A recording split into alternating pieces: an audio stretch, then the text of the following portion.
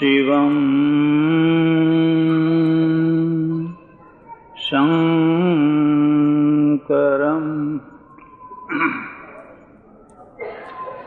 આજની સભાના પ્રમુખ સ્થાને બિરાજેલા ભાઈ શ્રી ભોળાભાઈ, વંદનીય સંતવૃંદ, વાલમની ધરતીને કાર્યકર્તાના રૂપના દ્વારા ઉજ્જવળ કરનાર ભાઈ શ્રી કાનજીભાઈ અને નવા વરાયેલા સભ્યશ્રીઓ, તાલુકા પંચાયતના પ્રમુખશ્રી, અહીંયા મંચ ઉપર બિરાજેલા વિશિષ્ટ મહાનુભાવો, સજ્જનો અને બહેનો, વિકાસના 3 કારણો છે. સૌથી પહેલું કારણ ઈચ્છા છે, બીજું કારણ આયોજન છે અને ત્રીજું કારણ કુશળ વહીવટ છે. તમારી પાસે આ 3 તત્વો હોય તો તમે રણમાં બેઠા હો તો નંદનવન કરી શકો, અને જો આ 3 તત્વો ન હોય તો તમે નંદનવનમાં બેઠા હોવ તો રણ કરી શકો. એમાં સૌથી વધારે મહત્વ ઈચ્છાનું છે. તમે ચારે તરફ નજર કરો, માત્ર માણસનો જ વિકાસ કેમ થયો? લાખો કરોડો વર્ષોથી આ સૃષ્ટિ ચાલી આવે છે. એ કરોડો વર્ષની સૃષ્ટિમાં કાગડો હતો ત્યાંને ત્યાં છે, સિંહ ત્યાંનો ત્યાં છે, વાઘ ત્યાંનો ત્યાં છે, ગાય, ભેંસ, બકરા જ્યાં હતા ત્યાંને ત્યાં જ છે, ખિસકોલી ત્યાંની ત્યાં જ છે. એવું એક પણ પ્રાણી નથી કે જેણે આ કરોડો વર્ષમાં પોતાના મેળે પોતાનો વિકાસ કર્યો હોય. જે પ્રાણીઓમાં થોડોક વિકાસ તમને દેખાય છે એ તો માણસોના સંપર્કથી દેખાય છે, માણસોના દ્વારા થયેલો દેખાય છે. તમે જંગલી પ્રાણીઓને જઈને જુઓ, કરોડો વર્ષ પહેલા અજગર જ્યાં હતો ત્યાંને ત્યાં જ છે. એનું કારણ શું છે? એનું કારણ છે એની ઈચ્છા શક્તિ. પરમેશ્વરે પ્રાણીઓમાં જે ઈચ્છા શક્તિ મૂકી એની ક્ષિતિજ બહુ નાની બનાવી દીધી, અને માણસમાં જે ઈચ્છા શક્તિ મૂકી એની ક્ષિતિજને અનલિમિટ બનાવી દીધી. એની ક્ષિતિજ કોઈ છેડો જ નહીં. આ બંનેમાં ફરક છે. આ બંનેમાં ફરક હોવાના કારણે એક ગાય છે, ભેંસ છે, નિરીક્ષણ કરો તમારા આંગણે બાંધેલું હોય, એને લીલી ઘાસ ખવડાવો, ખૂબ ખાશે, બસ પતી ગયું. હવે એનો કોઠી ભરશે ખરું? કોઈ ભેંસને દાણની કોઠી ભરતા જોઈ? કોઈ ભેંસને એવો વિચાર કરતા જોઈ કે ચાલો હવે આપણે આવતા વર્ષનો વિચાર કરીએ? બસ પછી બેઠી બેઠી બેઠી બેઠી વાગોળશે. હું તમને એક બીજી વાત કહું છું, તમને બીજું કંઈ જોતા આવડે કે ના આવડે, પણ તમારા આંગણે બાંધેલું વાગોળતું ઢોર જરૂર જોજો. કદાચ ભગવાનના દર્શન કરવા જાઓ કે ના જાઓ, પણ આ વાગોળતા ઢોરને તમે જોજો. એના ચહેરા ઉપર કેટલી તૃપ્તિ છે, કેટલી શાંતિ છે. જ્યારે વાગોળતું હોય, લીમડાનો છાંયો હોય, આંબાનો છાંયો હોય, બેઠું હોય, એક પછી એક એના ગ્રાસ આવતા હોય અને વાગોળતું હોય. વાગોળતી વખતે તમે એના ચહેરાને જુઓ, આટલી તૃપ્તિ કોઈ શેઠના ચહેરા ઉપર જોવાની નહીં મળે. કોઈ કરોડાધિપતિ શેઠિયાનો ચહેરો તમે જોજો. આટલા વર્ષના અનુભવ પછી હું તમને કહી શકું કે જેમ જેમ ઘરમાં પૈસો વધતો જાય એમ એમ ચહેરો વધારે વ્યગ્ર થતો જાય. હું તો નિરીક્ષણ કરું, ખ્યાલ આવી જાય કે આ કોઈ શેઠિયો હોવો જોઈએ, કારણ કે આમ ડાચું કરીને બેઠા હોય. અરે કંઈક હસો, કંઈક હસો, જરા આનંદમાં રહો, કંઈક પ્રફુલ્લિત રહો. કે ના મહારાજ હો, ત્યારે શું તમારા મનમાં ચાલે છે? શું ઇન્કમ ટેક્સનો ક્યારે દરોડો પડશે? પડશે તો શું થશે? આને ક્યાં સંતાડીએ, આને ક્યાં મૂકીએ, આને ક્યાં રાખીએ, અને ખરેખર દરોડો પડે ખરો. અને દરોડો પડે તો બધું વાળીને સાફ કરી જાય. અને ત્યારે પછી ચહેરો કેવો થાય? બેયમાં ફરક છે. ભેંસ ઉતાવળે ઉતાવળે ખાય છે, પણ વાગોળવા માટે ખાય છે. આમણે પણ ઉતાવળે ઉતાવળે ભર્યું તો ખરું, પણ વાગોળવાનો ટાઈમ જ ના મળે. અને પેટમાંથી જ કોઈ કાઢીને કાંસળી બાંધીને લઈ ગયું. એટલા માટે તો અમારે ત્યાં એની વ્યવસ્થા કરી છે કે જેમ જેમ તમારા ઘરમાં પૈસો વધતો જાય, અને જો હલકા ફૂલ જેવા થઈને રહેવું હોય તો ગામના કામમાં આપો ને, તમારા બાપનું નામ મૂકો ને, તમારી માતાનું નામ અમર કરો ને, કોઈ એક રૂમ બંધાવી આપો ને. કેટલો હળવાશ, કેટલી શાંતિ, કેટલો આનંદ. એ સ્કૂલની બાજુમાંથી નીકળ્યા હોય ત્યારે પણ આપણને કેટલી શાંતિ થાય. ના હો, મારી જિંદગીમાં એક કામ થયું. અને જે રહી ગયા હોય ને નીકળે ને ત્યારે હાથ ઘસતા ઘસતા નીકળે. આમ હાથ. મારે ત્યાં અમારે આ દંતાલીમાં એક સજ્જને બહુ સારું કામ કર્યું. ગામ લોકોએ એની તકતી મૂકી. હું તમને એક વચ્ચે બીજી વાત કહું છું, વિષયાંતર કરીને. દાતાઓનું સન્માન કરજો. કદી દાતાઓને ઉતારી ના પાડશો, કદી દાતાઓની નિંદા ના કરશો. અરે એ તો 2 નંબરના પૈસા ભેગા થયા હતા, આપ્યા હતા. તારા ઘરમાં 5 નંબરના થયા છે, તો એ આપને કોણ ના પાડે છે? કદી દાતાઓને ઉતારી ના પાડશો. દાતાઓનું ખૂબ માન કરજો. જે માણસો ઘરમાં છોકરાને પૈસો નથી આપતા, એ હજારો રૂપિયા, લાખો રૂપિયા સંસ્થાઓને આપે છે, તો એના મનમાં કેટલી ભાવના હોય ત્યારે આપે છે. તમે ના આપી શકો તો કઈ નહીં, પણ આપજો. અને આપે એનું માન કરજો. અને મારો વિશ્વાસ છે, પ્રજાની આધ્યાત્મિકતાને માપવી હોય, પ્રજાની ભદ્રતાને માપવી હોય, પ્રજાની કુલીનતાને કે શ્રેષ્ઠતાને માપવી હોય તો એક જ મીટર છે. પ્રજામાં ઈર્ષ્યાનું તત્વ કેટલું ઓછું છે, બસ. બીજું કઈ નહીં જોવાનું. એ પ્રજામાં ઈર્ષ્યાનું તત્વ કેટલું ઓછું છે. જેમાં ઈર્ષ્યાનું તત્વ ઓછું હશે, જરૂર ભદ્ર પ્રજા હશે, જરૂર એ આધ્યાત્મિક પ્રજા હશે. કહું તમને, સૌથી વધારેમાં વધારે ઈર્ષ્યાનું તત્વ ક્યાં છે? અમારામાં છે.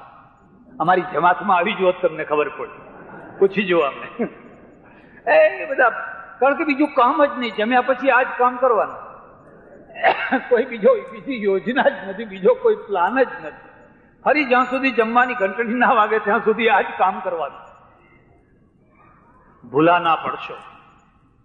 આધ્યાત્મિકતાની પહેલી કસોટી છે એ ઈર્ષ્યા તત્વ એના જીવનમાં કેટલું ઓછું થયું, બસ. બાકી બધું આપોઆપ સારું થઈ જશે. અમારે ગામમાં એક તકતી મૂકી, લોકોએ મૂકી. પછી લોકોએ શું કર્યું? છોકરાઓને ચડવ્યા. છોકરાઓ જઈને રોજ પેલા ઈટારા લઈ જઈને ચીચ ચીચ ચીચ ચીચ ચીચ કરીને બધા નામ તોડી નાખ્યા. આખી તકતીનું નામ બધું ભૂંસી કાઢ્યું. એમને આનંદ થયો કે હાશ, એની તકતી ભૂંસી નાખી. એ નામ, એક વ્યક્તિના નામની તકતીને નથી ભૂંસી નાખી, ગામના વિકાસને ભૂંસી નાખ્યો. પછી કોઈ પૈસો નહીં આપે. જોકે માણસ રોજ મારે ત્યાં આવે, મને કે મારે તો મૂકવી જ નથી ને, આ તો ગામે મૂકી દીધી, ભલે ને ભૂંસી નાખી, એને કઈ પડી જ નથી. પણ એને ભલે ના પડી હોય, ગામે તો હંમેશા આ વાત યાદ રાખવી જોઈએ કે જેણે ગામના વિકાસ માટે પોતાની મહેનતના પૈસા આપ્યા છે, એનું આપણે નામ રાખવું જોઈએ. એના નામને જોઈને રાજી થવું જોઈએ, દુઃખી ના થવું જોઈએ, ઈર્ષ્યા ના કરવી જોઈએ. એટલે વિકાસનું પહેલું તત્વ ઈચ્છા છે. અને ઈચ્છામાં મેં કહ્યું એમ, માણસને જ અનલિમિટ ઈચ્છા મળી છે. ત્યારે પશુઓને તમે જુઓ તો સીમિત, બસ વાગોળ. હવે એથી વધારે કશું જ નહીં. પશુ હતા ત્યાં ને ત્યાં. હજુ કરોડો વર્ષ સુધી જો સૃષ્ટિ રહેશે, પશુઓ આગળ વધવાના નથી. ત્યારે માણસ કેમ આગળ વધ્યો? મેં તમને કહ્યું ને, પરમેશ્વરે એની ઈચ્છા શક્તિને મોટી બનાવી. અનલિમિટ ઈચ્છા શક્તિને લિમિટ આપનારું તત્વ કયું છે અને અનલિમિટ આપનારું તત્વ કયું છે? જરા ધ્યાનથી વાતને સમજજો. સંતોષ અને અસંતોષ. સંતોષ લિમિટ છે, અસંતોષ અનલિમિટ છે. ભારતની પ્રજા પશ્ચિમની તુલનામાં વિકાસ કેમ ના કરી શકે? કારણ કે ભારતમાંથી જે અધ્યાત્મ નીકળ્યું, પછી એ હિન્દુનું હોય, જૈનનું હોય, બૌદ્ધનું હોય, એ બધાના ટોપલામાં સૌથી મોટામાં મોટી આપવાની, ખરીદવાની, વેચાણની કોઈ ચીજ હોય તેનું નામ સંતોષ. અમે રાત દિવસ લોકોને કહીએ સંતોષ રાખો, સંતોષ કરો, સંતોષ કરો, સંતોષ કરો, સંતોષ કરો. અને આ સંતોષે તમારી ઈચ્છા શક્તિને લિમિટ બનાવી દીધી. એમાંથી સૂત્રો નીકળ્યા: ચાલશે, ફાવશે, ભાવશે, ગમશે. ચાલશે, આ સૂત્રો એમાંથી નીકળ્યા હોય. કેટલા આદર્શ સૂત્રો, પણ વિકાસ ના થઈ શકે. એકવાર આ સૂત્રોને તમારા જીવનમાં તમે નક્કી કરી લો એટલે વિકાસ ખતમ. હા, તમને શાંતિ મળે, શાંતિ મળે, પણ એ સ્મશાન શાંતિ બરાબર શાંતિ હોય. એ મગરૂરી વાળી શાંતિ નહીં, એ સુદામાની શાંતિ હોય. એ ભામાશાની શાંતિ નહીં, એ જગડુશાની શાંતિ નહીં.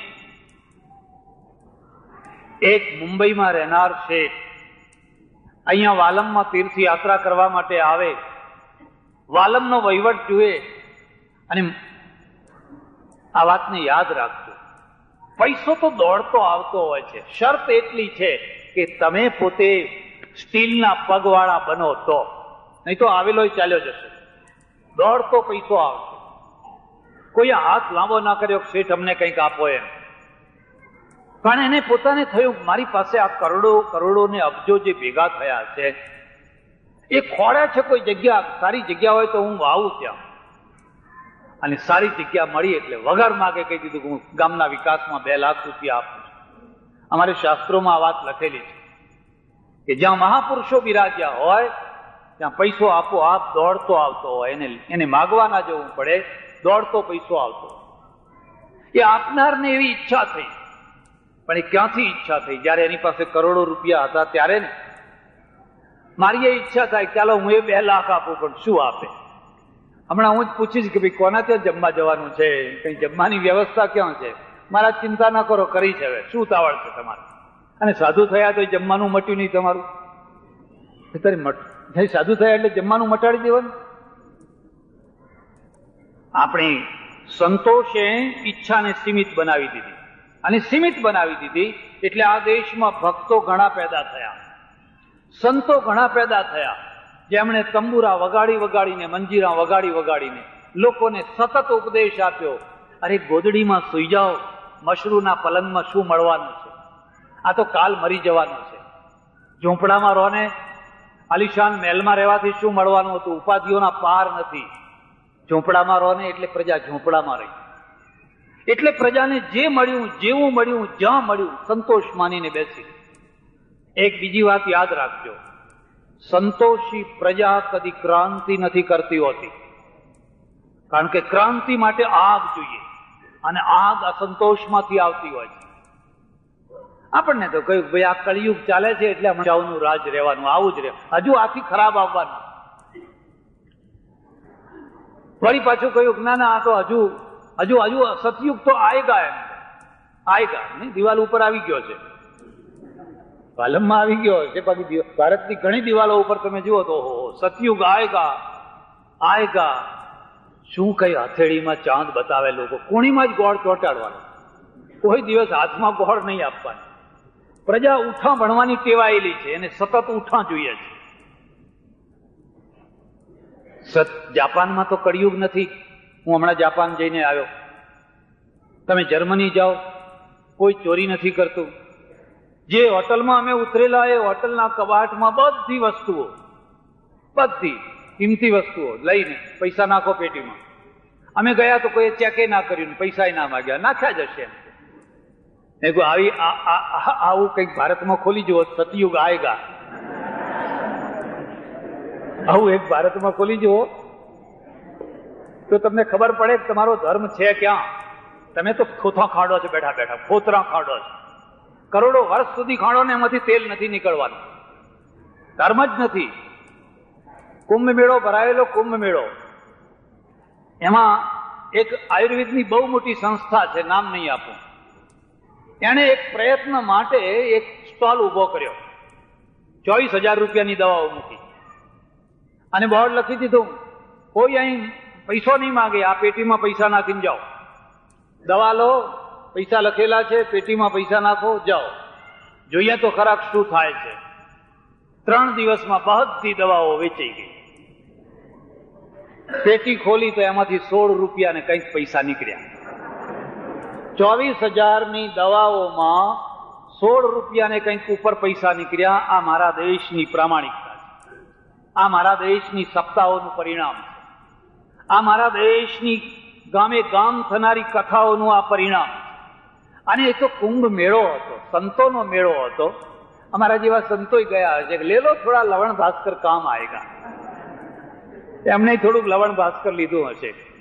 જયારે આ શેઠે મને વાત કરી કે મારા 24,000 રૂપિયાની દવાઓ મૂકેલી, એમાંથી ખાલી 16 રૂપિયા ને થોડાક પૈસા નીકળ્યા, આપણને આઘાત લાગે કે આપણે એકબીજાને છેતરી રહ્યા છે. પછી મેં એ શેઠને પૂછ્યું, મેં કહ્યું મારે એક તમને વાત પૂછવી જોઈએ, સાચો જવાબ આપો તો. મને કે પૂછો. મેં કોઈ 24,000માં જે દવાઓ મૂકેલી 24,000ની, એમાં આઉટડેટ વાળી કેટલી હતી અને આઉટડેટ વિનાની કેટલી હતી? મને કે બધી આઉટડેટ વાળી હતી. બધી આઉટડેટ વાળી હતી, મારે આમે ફેંકી દેવાની હતી. પ્રચારનો પ્રચાર થયો, હું આ કે 16 તો મળ્યા. મેં તો હું તમને સંસ્મરણો બતાવું. હમણાં મારું છેલ્લું પુસ્તક છે પૃથ્વી પ્રદક્ષિણા. ઈચ્છા થાય તો ખાસ વાંચજો. આપણે ક્યાં છીએ આ ધરતીની અંદર, આ દુનિયાની અંદર આપણે કઈ જગ્યાએ છીએ અને કેવા છીએ. એટલે અમે સતત લોકોના મગજમાં એક વાત ભર્યા કરી, ચાલશે ચાલશે. ભારતમાં કદી ક્રાંતિ થઈ? ખેડૂતોના ઉપર મગ દળવામાં આવ્યા. આજે તો ખેડૂતો ઘણી સારી દશામાં છે. પણ હું જયારે નાનો હતો ત્યારે મેં જોયેલું, તમે ગાયકવાડીમાં રહેલા એટલે ગાયકવાડી વાળાને બહુ ખબર નહીં, પણ કોઈ દરબારી રાજ્યમાં રહ્યા હોવ, કોઈ નવાબી રાજ્યમાં રહ્યા હોવ, આ ચોમાસાનો ટાઈમ હોય, ખેતરમાં વરાપ આવ્યો હોય ને ખેતરમાં પેલો વાવતો હોય, એ બધું લઈને અને 1-2 પૈસાનો સિપાહી આવે ને પટેલ ના કે કણબીએ ના કે, એના માટે એક મણની ગાળ ચોપડા, ચાલ વેઠ મેં ચલના પડેગા. એટલે બળદ છોડી ગાડું જોડીને એની વેઠમાં એને જવાય. કુંભાર પાણી ભરી આપે, સુથાર પેલો એના ઘોડા માટે નહીં એ કરી આપે, ખૂંટી ઠોકી આપે, કોઈ ચંદી લઈ આપે, વાળંદ છે એ પગ દબાવી આપે, પૈસો કોઈને નહીં આપવાનો, 1000 કામ પડતા મૂકીને વેઠ કરવાની. કેમ ક્રાંતિ કેમ ના થઈ? જર્મનીમાં વારંવાર ક્રાંતિ થઈ, ઇંગ્લેન્ડમાં ક્રાંતિ થઈ, તમને ખબર હોય કે ન હોય. ઇંગ્લેન્ડમાં એકવાર 1 લાખ ખેડૂતોએ ક્રાંતિ કરેલી, 400 વર્ષ 500 વર્ષ ઉપરની વાત કરું. ત્યારે તો ઇંગ્લેન્ડમાં રાજાનું રાજ્ય હતું. આખા ઇંગ્લેન્ડના 1 લાખ ખેડૂત એટલે ભારતના 1 કરોડ ખેડૂત કહેવાય વસ્તીના પ્રમાણમાં. અને 1 લાખ ખેડૂત આખા ઇંગ્લેન્ડમાંથી ભેગા થઈ અને નારાઓ બોલતા બોલતા લંડનની ભાગોળે આવીને પડ્યા. રાજા ગભરાઈ ગયો. રાજાએ જોયું કે મારું શાસન ઉખાડી નાખશે. કોઈ જુલમ કરનારની તાકાત નથી. જો પ્રજા વિફરે તો એ જુલમ કરનારો જુલમ કરી શકે, કોઈની તાકાત નથી. પણ જુલમ કરનારો રાજ્ય ત્યાં સુધી કરી શકે પ્રજા ઠંડી હોય, અને અમે બધાએ ઠંડા પાડવાનું કામ કર્યું. એક રીતે એમનું કામ કરી આપ્યું. પ્રજા કદી માથું ના ઉંચકે, શાંતિ રાખો શાંતિ રાખો, ભગવાન અવતાર લેવાના છે, તમે ચિંતા ના કરો, હવે તૈયારી જ છે, અવતાર લેવાની તૈયારી જ છે. અને પ્રજા છે ને એ ઠંડી થતી. હજુ તો આ તો કળિયુગ છે, હજુ થોડું ભોગવવું પડશે. હવે આટલા વર્ષ બાકી છે, હવે આટલા વર્ષ બાકી છે. કેટલાક લોકો વળી એમ કે હવે પ્રલય થવાને આટલા વર્ષ બાકી છે. એ પ્રલયના વર્ષ કાઢી આવે, અવતારના વર્ષ કાઢી આવે, ક્રાંતિ એમને સૂઝે જ નહીં કરે. એમની નસમાં ક્રાંતિ નથી. અને એટલે પ્રજા ગુલામ રહેતી હોય છે, એટલે પ્રજા માર ખાતી હોય છે. 1 લાખ ખેડૂતો જયારે લંડનના ભાગોળે આવીને પડ્યા, રાજા ગભરાઈ ગયો. પણ મંત્રી હતો ને, એ મંત્રી બહુ ખંધો માણસ હતો. એને કહ્યું તમે ગભરાશો નહીં, હું એની વ્યવસ્થા કરું છું. આ ખેડૂતો છે, મહેનતુ પ્રજા છે, એની બુદ્ધિ ઓછી હોય અને આપણે બુદ્ધિથી કામ લેવાનું છે. બીજા દિવસે એ ખેડૂતોની કેમ્પમાં આવ્યો અને ખૂબ સારી રીતે બધાને જમાડ્યા રાખ્યા, ખૂબ સારું પ્રવચન કર્યું અને કહ્યું તમારા જેટલા આગેવાનો હોય કાલ રાજા પાસે ચાલો અને તમારી જે શરતો હોય એ રજૂ કરો. તમારી બધી શરતો માની લેવા રાજા તૈયાર છે, અમે વિચાર કરવા તૈયાર છે. ખેડૂતો ખુશ ખુશ થઈ ગયા, રાજી રાજી થઈ ગયા. બીજા દિવસે લગભગ 100 આગેવાનો જે હતા મોટા મોટા, એ 100 આગેવાનોને લઈ ગયા અને જેવા દરબારમાં લઈ ગયા એવી જ એમની કતલ કરાવી નાખી. 100 ને મારી નાખી. એ મિલિટરીના માણસો તૈયાર રાખેલા, 100 ને મારી નાખ્યા વિશ્વાસઘાત કરીને. અને બીજી તરફ લશ્કર પેલાના ઉપર ત્રાટક્યું, ભાગી ગયા. કેટલા એને મારી નાખ્યા ને કેટલા બાકી ભાગી ગયા. ક્રાંતિ નિષ્ફળ ગઈ. ક્રાંતિ નિષ્ફળ જાય એની કદી ચિંતા ના કરવી. તમારા પૂર્વજો કૂવો ખોદતા અને અમને બધાને પૂછતા બાપજી પાણી ક્યાં છે, પાણી ક્યાં છે, આ છેડે છે કે આ ખૂણે છે કે પેલા ખૂણે છે કે પેલા ખૂણે છે. આજે ઘણા પૂછતા હોય છે, બોર કરાવવાનું હોય ને તો આજે ઘણા પૂછતા હોય છે. હું તમને કહું આંખ મીચીને ગમે ત્યાં કરો, બધે પાણી. શું કામ બ્રહ્મા પડ્યા છે? બધે પાણી છે. અહીં કરો, અહીં કરો, અહીં કરો, અહીં કરો. આ તો એક ભ્રમ ઉભો કરી દીધેલો છે. હા, કોઈ જગ્યાએ સારી નદી આવી જાય, કોઈ જગ્યાએ જરા નીચી આવી જાય, પાણી બધે પરમેશ્વરે મૂકેલું છે. અને પહેલા તો જમાનું પાણી આવતું, નદીઓનું નહીં. જે ચોમાસાનું છે ને એ જમી જમીન પાછું આવતું. એટલે એ કૂવો ખોદતા અહીં પાણી ના નીકળે બીજે ખોદે, બીજે ના ત્રીજે, પાણી નીકળવાનું છે. પ્રજાને જો એના હક્કો આપવા હોય, પ્રજાને જો વિકાસ કરાવવો હોય તો પહેલી શરત છે એની ઈચ્છાને ના મારી નાખો, એની ઈચ્છા શક્તિને ના મારી નાખો. યા દેવી સર્વભૂતેષુ ઈચ્છા રૂપેણ સંસ્થિતા નમસ્તસ્યૈ નમસ્તસ્યૈ નમસ્તસ્યૈ નમો નમઃ. હે માં, તું તો ઈચ્છા રૂપ છે અને આખી દુનિયામાં તું ઈચ્છા રૂપ થઈને વ્યાપક થઈને બેઠેલી છે. એટલે અમે બધાએ તમને શીખવાડ્યું, ચાલશે, ફાવશે, ભાવશે, ગમશે. ક્વોલિટી ખતમ, એમાંથી ક્વોલિટી નહીં. કેમ ભાઈ આ રૂમ ચાલશે કે? અમેરિકામાં જાઓ તમે, આપણા માણસો યાત્રા કરવા નીકળે એટલે કોઈ હોટલમાં રહેવાનું હોય તો પહેલા ભાવ પૂછે કે ભાઈ રૂમનો ભાવ શું છે? કે $16. એટલે તરત જ પૂછે કે હવે કંઈક ઓછો કરો ને, સમજો ને, જરા સમજો ને, માગ્યું તો મોતે ના આવે. એટલે પેલા સમજી જાય કે આ ઇન્ડિયન આવ્યા છે. અમે હોંગકોંગ ગયેલા, હોંગકોંગમાં ચાઇનીઝ લોકો વેપાર કરે છે. ઇન્ડિયન લોકો અંદર જાય એટલે તરત જ કહે go out, go out, go out, no sale, no sale. Indian લોકોને જોતાની સાથે આવા અપશબ્દો બોલે, તમારા સાથે વેપાર કરવો જ નથી. હે મેં કહું આવું કેમ બોલે છે આ લોકો? આટલું અપમાન કેમ કરે છે? મને કે મહારાજ એ બરાબર છે. એની દુકાનનું મહિનાનું ભાડું $4 લાખ છે. હોંગકોંગના $4 લાખ મહિનાનું ભાડું. આપણા માણસો જાય, વસ્તુને આમ જુએ, આમ જુએ, આમ ફેરવે, આમ કઢાવે, 100 વસ્તુઓ કઢાવે, સેલ ભરાવે, ચાલુ કરાવે અને પછી કે હા પછી આવશું હો. એટલે એનો 1 કલાક એને પોસાય નહીં. એવી 10 દુકાનો એ ફરે, કારણ કે એ નવરા છે પણ આ નવરા નથી. ત્યારે કીધું અહીંયા લોકો ખરીદનારા કેવા આવે છે? અહીંયા બધા પશ્ચિમના લોકો ખરીદવા આવે. એ જ્યાં ઉતર્યા હોય ત્યાં પહેલા કેટલોગ જોવે, એમાં જોવે કે મારે આ કેમેરો ફલાણો લેવો છે, એનો નંબર નોટ કરે, એની કંપની નોટ કરે, પછી દુકાનમાં આવે.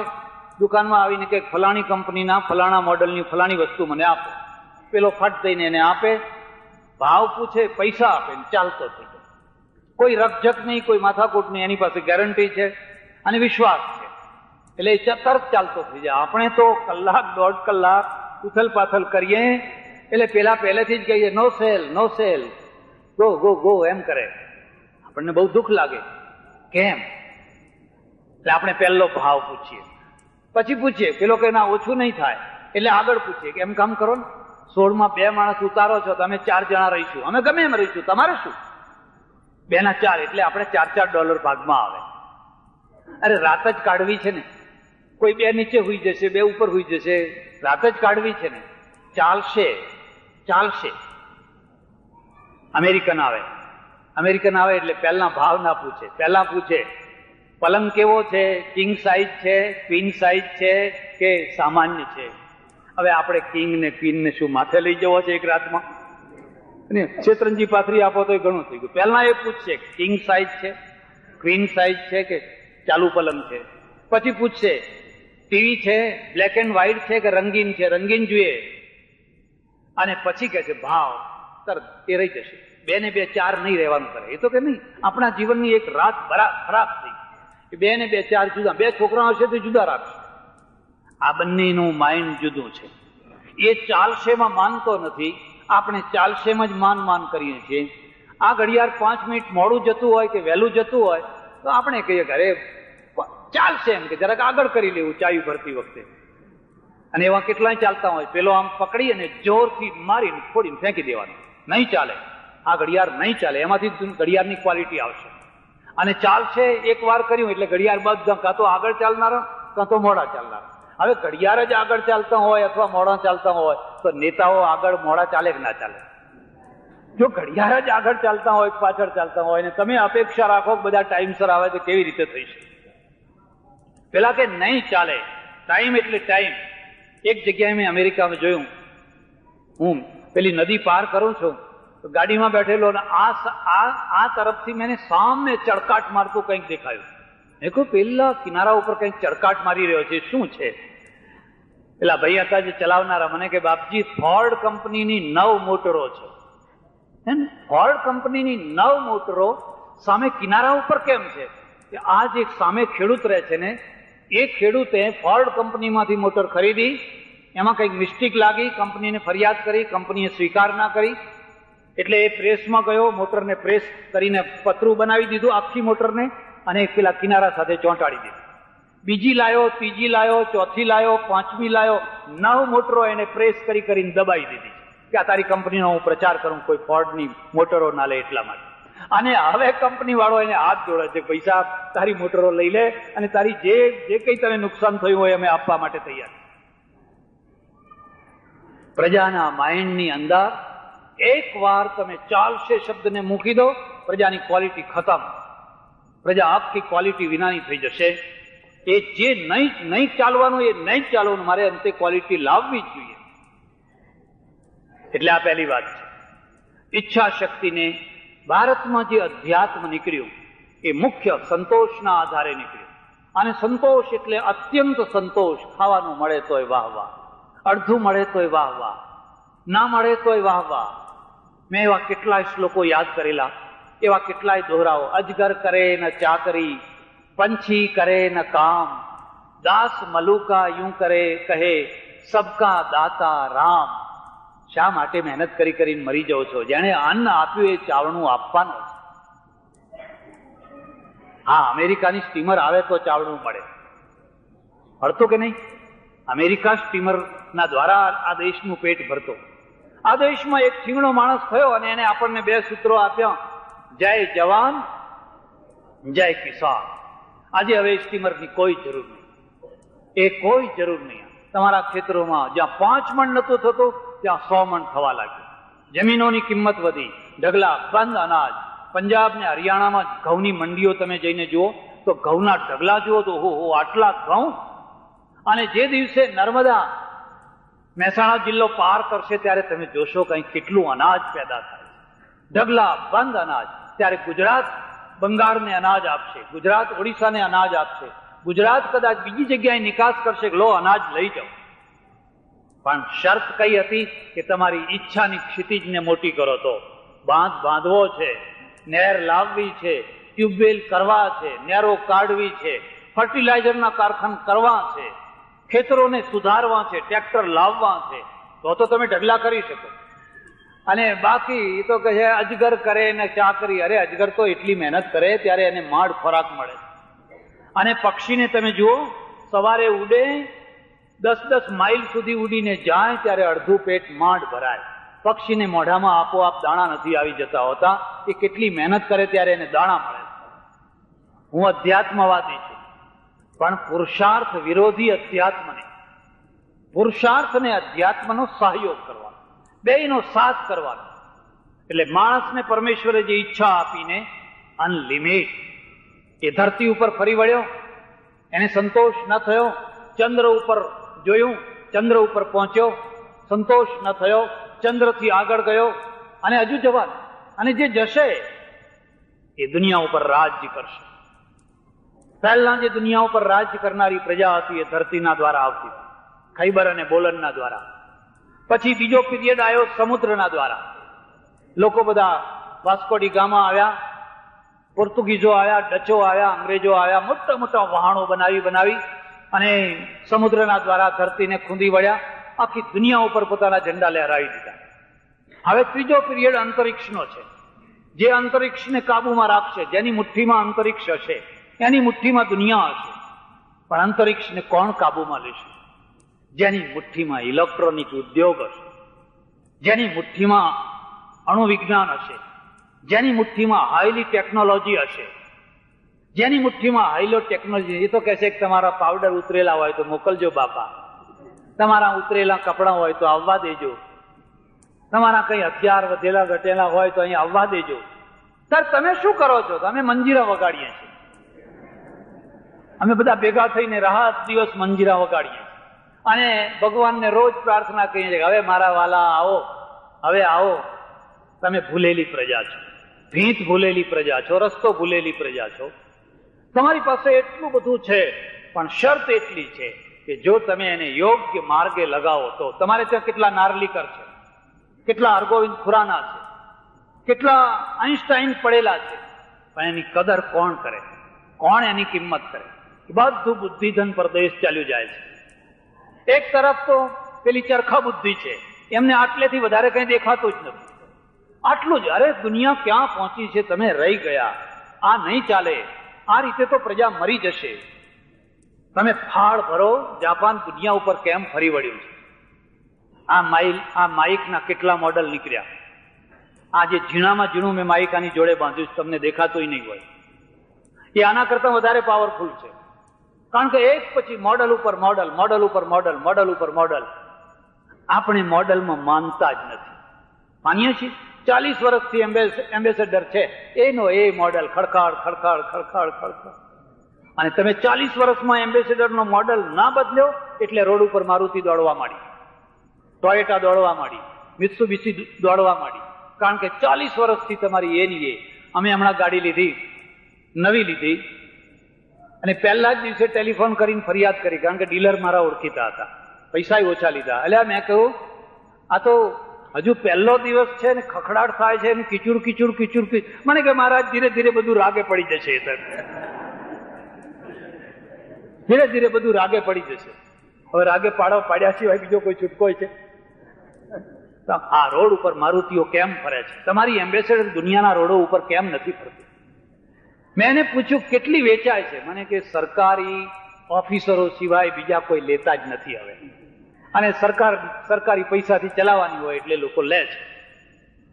તમારી પાસે હાઈલી ટેકનોલોજી હોવી જોઈએ, અને એની લિમિટ અનલિમિટ છે. તમારી મુઠ્ઠીમાં અંતરિક્ષ હશે. હમણાં તમે ઇનસેટ 1D આકાશમાં મૂક્યો, પણ અમેરિકાના દ્વારા મૂક્યો. રોકેટ તો અમેરિકાનું ભાડે રાખેલું, એના પૈસા ભરવા પડ્યા.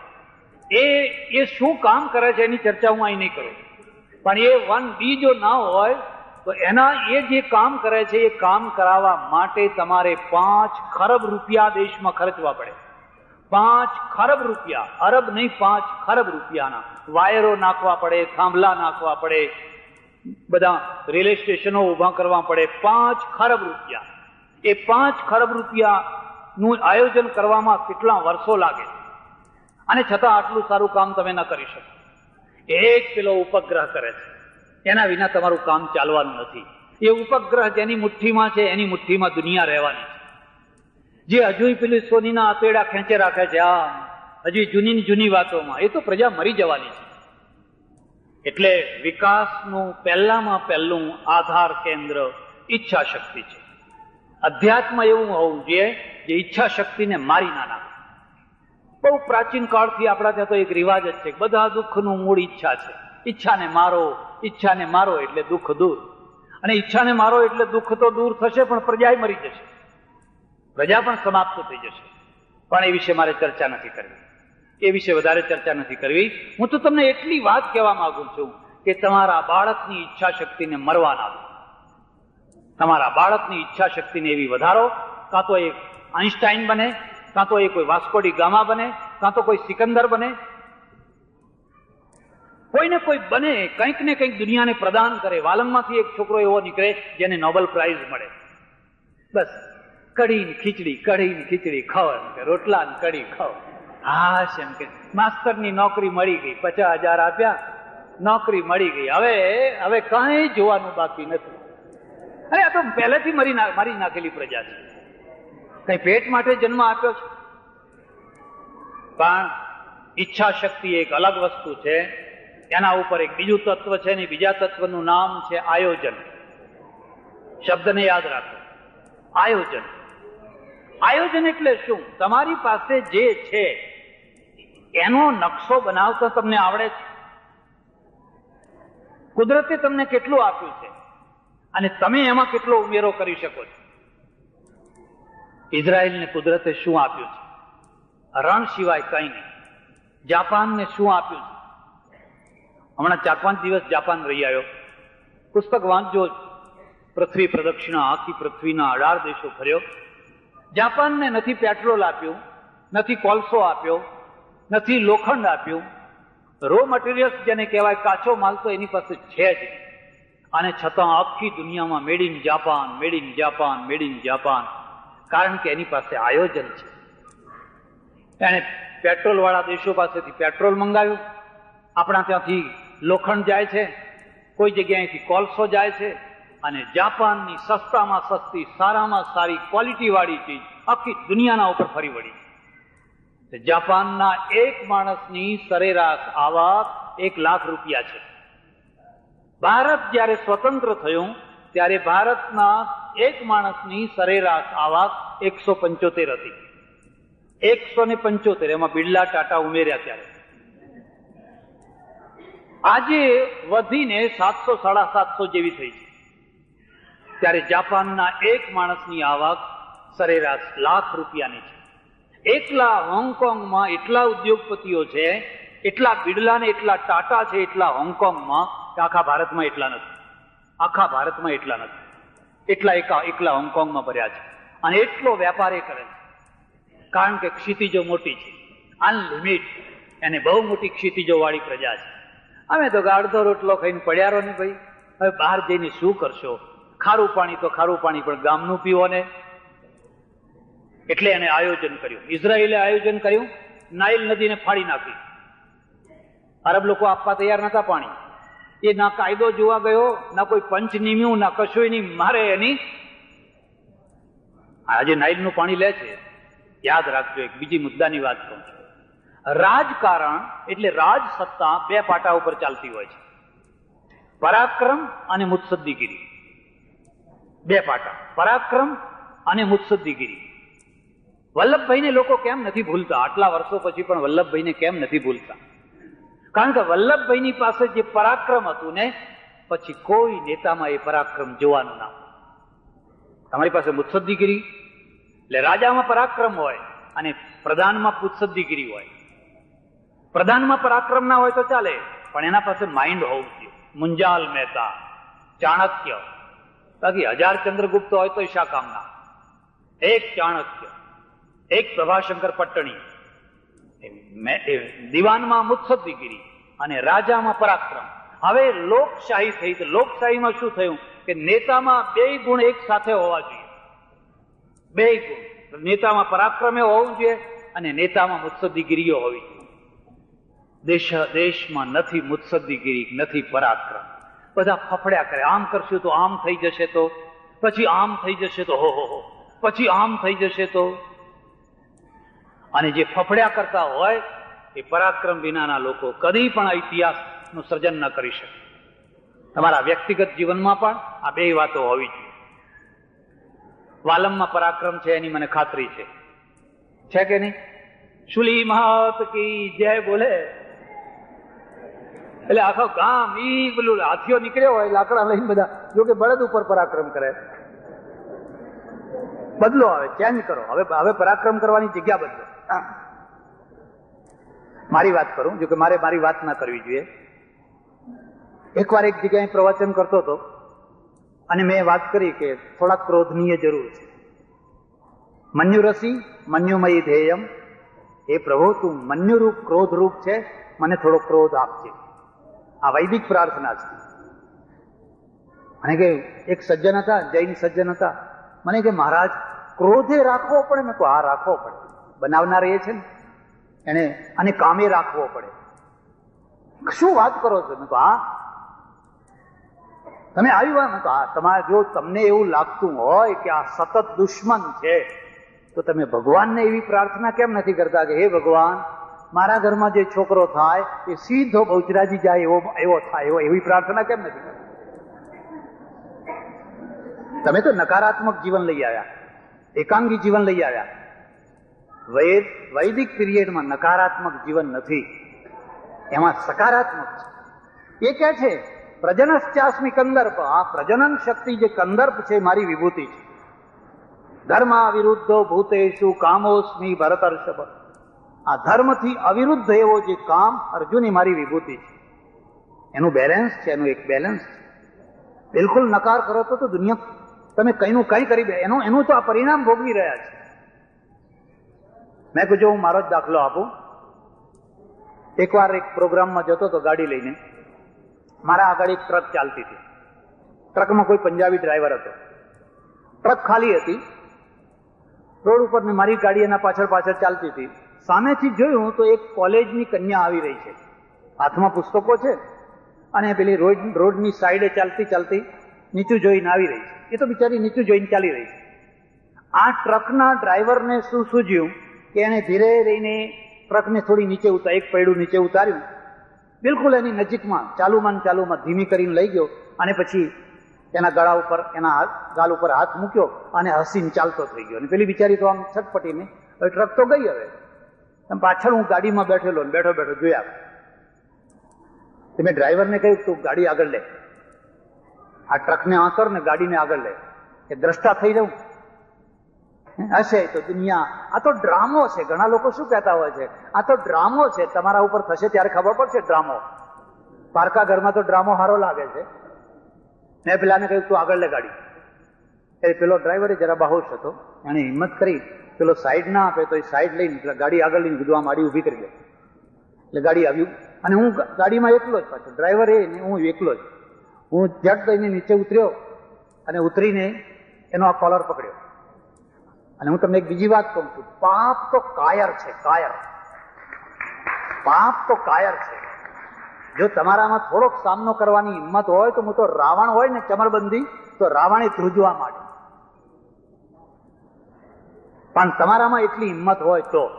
મેં એનો કોલર પકડ્યો, નીચે ઉતાર કુત્તા, એટલે એ સમજી ગયો. એને સ્ટેરિંગ પકડી દીધું કે નીચે ના ઉતરે. અને કે સ્વામીજી માફ કર દો, ફિર જિંદગી મેં કભી નહીં કरूंगा, માફ કર દો, કભી નહીં કरूंगा. એને શું કે હમણાં રકઝક થશે અને જો લોકો બધા આજુબાજુના ભેગા થઈ જશે તો આ મારું એક છોતરું રહેવા દેશે. મારે એને કઈ મારવો નતો, પણ મારે એને એક ખોડ ભૂલવાવી. અને મેં કહ્યું પ્રતિજ્ઞા કર, આજથી કોઈ દિવસ આવા આડપ એને કઈ સ્વામીજી આપ કભી નહીં કरूंगा, જવા દો. આની જરૂર હતી કે નહીં? આનું નામ પરાક્રમ કહેવાય. આવા પરાક્રમની જરૂર હતી કે નહીં? અને જ્યારે આ પરાક્રમ નથી થતું હતું ત્યારે આ બહેનો પછી નિર્ભય થઈને નથી ફરી શકતી હોતી. જવા દો ને, હવે બોલશો નહીં, બોલવા જેવું નથી. એમ કે અત્યારે બોલવા તો ક્યારે બોલવા જેવું છે? મર્યા પછી બોલવા જેવું છે? રાજ સત્તા બે પાટા ઉપર ચાલતી હોય છે, એક પરાક્રમ ને બીજી મુત્સદ્દીગીરી. પરાક્રમ તો એટલું આંધળું છે અને એટલી મુત્સદ્દીગીરી છે એ વિધવા છે.